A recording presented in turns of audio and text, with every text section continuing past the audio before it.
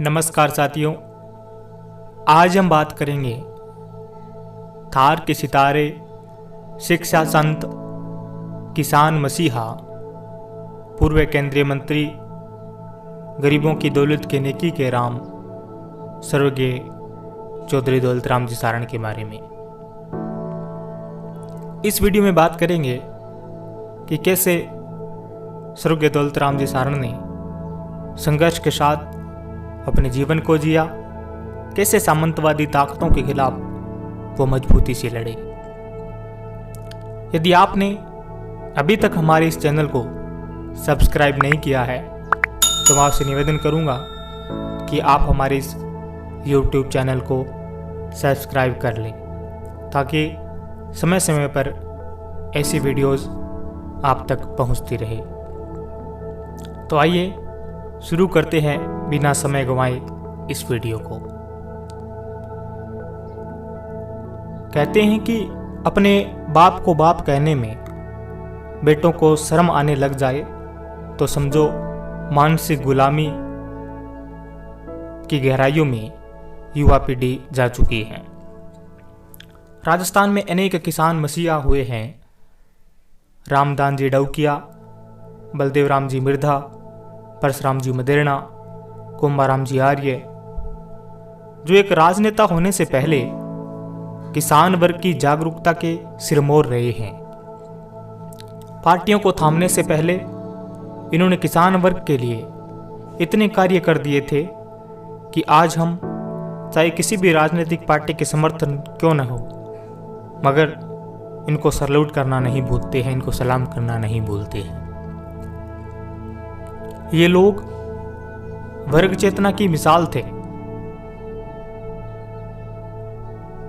इन्होंने कभी अपनी मुहिम, अपने सिद्धांतों को अलग नहीं होने दिया। इन्हीं महापुरुषों की बदौलत सामंतवाद के चंगुल से ऊपर उठकर हम तरक्की की राह की ओर आए तथा इन्हीं की बदौलत राजस्थान में एक जागरूकता अभियान चला। बोर्डिंग, हॉस्टल, स्कूल के द्वार सबके लिए खुल गए। एक दौर ऐसा भी आया था जब मुख्यमंत्री की कुर्सी पर भले ही न बैठे हो, मगर पूरा राजस्थान में इनके बिना तंत्र का एक पत्ता भी नहीं हिलता था। इन्हीं में से एक थे आदरणीय स्वर्गीय चौधरी दौलत राम जी सारण।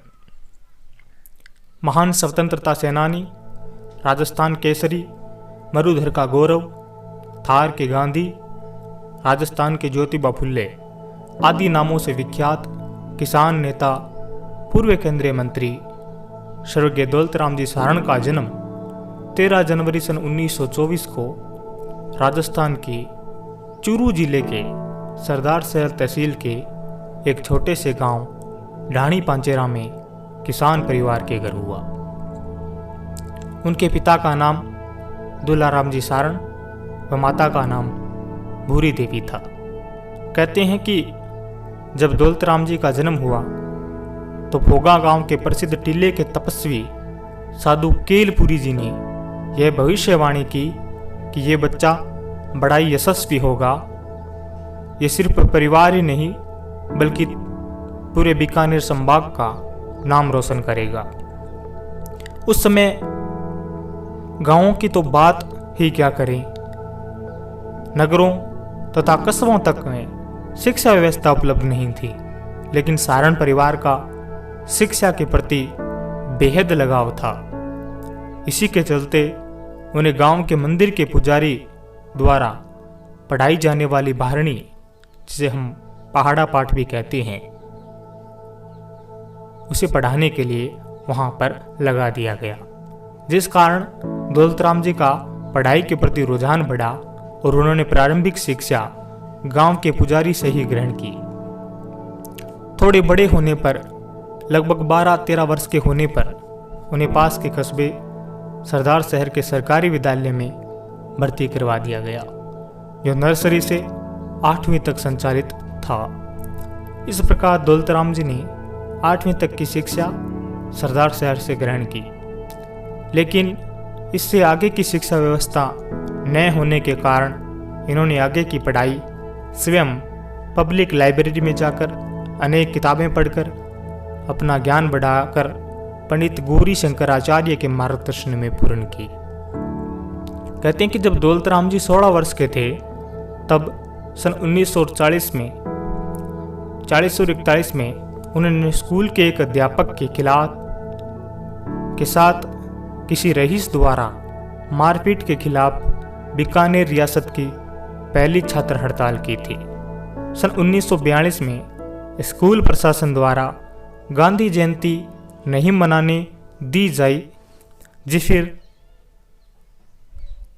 उसी स्कूल प्रशासन द्वारा किसी महाराजा की वर्षगांठ का उत्सव स्कूल प्रशासन मना रहा था, जिसका विद्यार्थियों के साथ मिलकर दौलत राम जी ने बहिष्कार किया। उनका विवाह सन 1935 में भामासी गांव के चौधरी नानू राम जी बांबू की पुत्री श्रीमती जड़ाव देवी के साथ हुआ। आगे चलकर उनके 3 पुत्र व 4 पुत्रियां हुई। चौधरी दौलत राम जी के मन में बड़ी कसक थी कि उनके गांव में कोई विद्यालय नहीं है। उन्होंने अपने पिता के पद चिन्हों पर चलते हुए मात्र 17 वर्ष की आयु में हरियाणा और उत्तर प्रदेश से निजी तौर पर शिक्षक बुलाकर स्कूल चलवाना शुरू किया। दौलत राम जी स्वामी केशवानंद जी द्वारा संचालित शिक्षा योजना संग्रिया से जुड़कर सक्रिय भूमिका निभाई। उन्होंने गांव-गांव घूमकर शिक्षा का प्रसार किया व अनेक पाठशालाएं खुलवाई। उन्होंने शिक्षा योजना संग्रिया के तहत 287 ग्रामीण पाठशालाओं का संचालन करवाया और बीकानेर में शिक्षा क्रांति लाने में अपना अहम योगदान दिया। चौधरी दौलत राम जी सारण ने स्वतंत्रता संग्राम में अपनी अहम भूमिका निभाई। किसानों पर लगने वाले कर के खिलाफ उन्होंने अंग्रेजी हुकूमत के साथ साथ राजशाही के खिलाफ भी डटकर मुकाबला किया। अब हम बात करेंगे उनके राजनीतिक जीवन के बारे में। दौलत राम जी सारण सन 1948 से सन 1950 तक चूरू जिला कांग्रेस समिति के महासचिव रहे तथा सन 1950 से सन 1957 तक जिला अध्यक्ष व प्रदेश कांग्रेस के सदस्य रहे। सन 1952 में राज्य विधानसभा चुनाव में कांग्रेस कमेटी ने उन्हें चुनाव लड़ने का आग्रह किया, लेकिन उन्होंने अपने स्थान पर चंदनमल बेद को टिकट देने का प्रस्ताव रखते हुए मना कर दिया। छुआछूत के उस दौर में दौलत राम जी ने रावतमल मेघवाल को सरपंच फिर सामान्य सीट पर प्रथम जिला प्रमुख बनाकर एक मिसाल पेश की। दौलत राम जी ने दलितों को गांव से पानी लाने पर किए जाने वाले भेदभाव के खिलाफ लड़ाई लड़ी व छुआछूत मिटाने के लिए कांग्रेस पार्टी के कार्यक्रमों में खाना खिलाने व पानी पिलाने का कार्य दलितों को दिया जाता था। सन 1957 में पहली बार डूंगरगढ़ विधानसभा से उन्होंने विधायक का चुनाव जीता तथा मोहनलाल सुकाड़िया ने पार्टी के प्रति की गई सेवाओं से खुश होकर उन्हें उप मंत्री के रूप में मंत्रिमंडल में शामिल किया। सन 1962 में पुनः डूंगरगढ़ विधानसभा क्षेत्र से विधायक चुनकर आए तथा पुनः मंत्रिमंडल का हिस्सा बने। सन 1957 से सन 1966 तक पशुपालन, कृषि, पंचायती राज व सिंचाई उपमंत्री रहे। उसी दौरान मुख्यमंत्री मोहनलाल सुकाड़िया व कुंभाराम जी आर्या के बीच विकास को लेकर मतभेद के चलते कुंभाराम जी आर्या के साथ उन्होंने इस्तीफा सौंप दिया। सन 1967 में एक नई पार्टी जनता पार्टी का गठन किया तथा प्रदेश महासचिव बने, जो आगे चलकर लोकदल के नाम से प्रसिद्ध हुई। सन 1974 में शासन द्वारा किसानों पर थोकी गई लेवी के विरोध में किसान आंदोलन चलाया तथा राजस्थान किसान यूनियन की स्थापना की और संस्थापक व अध्यक्ष बने। राजस्थान के किसानों की समस्याओं को लेकर हजार बार प्रभावी रैलियां की व किसान कौम को संगठित कर उन्होंने इसी संगठन में रहते हुए समाज में अनेक कुरीतियां व सरकार के खिलाफ किसान विरोधी नीतियों के खिलाफ संघर्ष किया।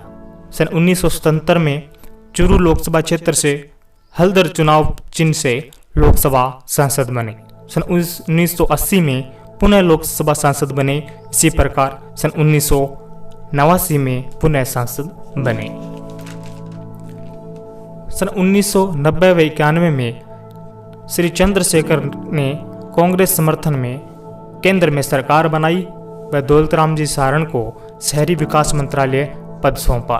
सन 1993 में नेताओं के अनुमेय व आश्वासनों के कारण वो पुनः कांग्रेस में सम्मिलित हुए व डूंगरगढ़ से विधानसभा चुनाव लड़ा, लेकिन अपने ही साथियों के कुचक्रों व षड्यंत्रों व भिताराघात के चलते चुनाव हार गए। वो चुनाव उनका आखिरी चुनाव था।